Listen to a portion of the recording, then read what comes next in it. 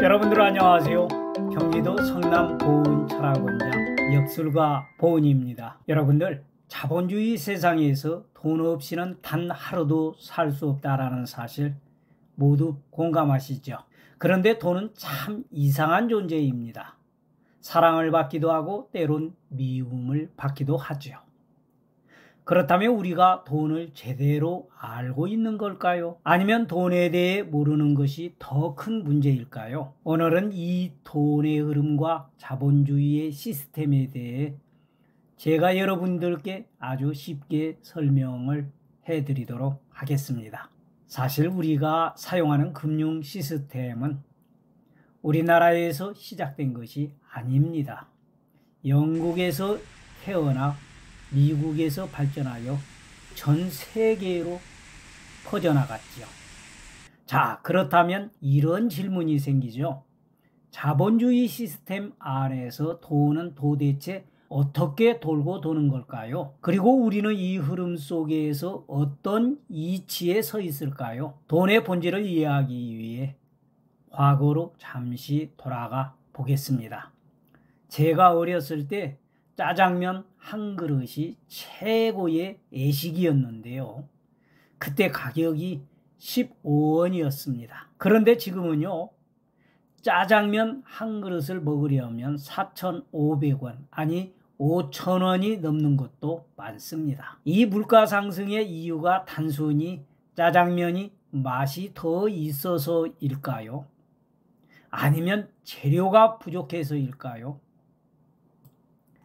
물론 학교에서 배운 수요와 공급의 법칙이 있습니다. 사람들이 더 많이 찾거나 재료가 부족하면 가격이 오릅니다.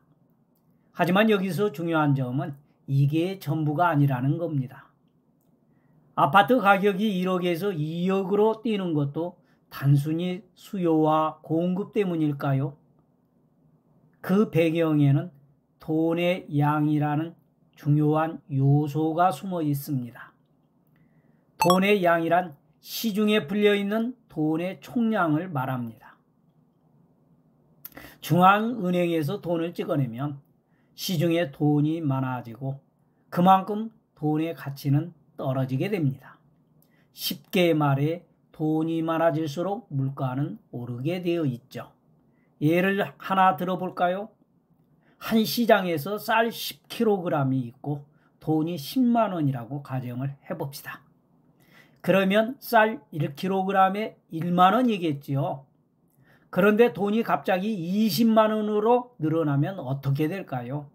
쌀은 여전히 10kg 뿐이지만 가격은 1kg당 2만 원으로 오르게 됩니다. 이게 바로 돈의 양과 물가의 법칙입니다. 또 하나 알아야 할 점이 있습니다. 우리가 흔히 생각하듯 돈은 조폐공사에서만 나오는 게 아닙니다. 은행이 대출을 통해 돈을 만들어냅니다. 예를 들어 제가 은행에 100만 원을 예금하면 은행은 그중 10%만 남겨주고 나머지 90만 원을 대출해 줍니다. 은행에서 대출받은 사람이 물건을 사거나 서비스에 사용하면서 돈이 다른 사람의 계좌로 이동하게 됩니다. 예를 들어 대출받은 돈으로 가게에서 물건을 사면 가게 주인의 은행 계좌에 입금이 되겠죠. 이렇게 다시 은행으로 들어온 돈은 또다시 새로운 대출을 가능하게 만듭니다. 이 과정에서 시중에 돌아다니는 돈의 양이 실제로 존재하는 돈보다 더 많아지게 되는데 이를 바로 신용창조라고 이야기를 합니다. 이 모든 과정을 가능하게 하는 것이 중앙은행의 정책입니다. 중앙은행은 금리를 올리거나 내리고 통화량을 조절하여 경제를 관리합니다. 하지만 이런 정책들이 항상 우리에게 긍정적인 영향을 미치는 것은 아닙니다. 돈의 양이 많아질수록 물가는 오르고 반대로 돈이 부족해지면 경제는 이축이 되게 됩니다. 그리고 그 사이에 고통받는 건 우리 같은 평범한 서민들입니다. 특히 요즘처럼 한국의 정치적 상황이 불안정할 때에는 경제적으로 따뜻한 봄을 맞이하기가 더 어려워집니다. 세계 경제에 영향을 받는 것도 있지만 국내 사정도 복잡하기 때문이죠. 저나 여러분이나 답답한 마음이 들 수밖에 없습니다. 하지만 그렇다고 해서 포기할 수는 없겠죠. 이럴 때일수록 우리는 돈의 흐름과 금융 시스템을 제대로 이해하고 작은 실천이라도 시작해야 합니다. 나의 재정을 관리하고 경제적 위험을 대비하는 것이 중요합니다. 희망은 노력 속에서 싹트는 법입니다. 겨울이 지나면 봄이 오듯 우리가 조금만 노력한다면 반드시 더 나은 날이 올 겁니다. 물론 한국의 상황이 녹록지는 않습니다. 답답하더라도 힘을 내셔야죠. 여러분들 힘들어도 포기하지 말고 끝까지 용기를 내보자고요.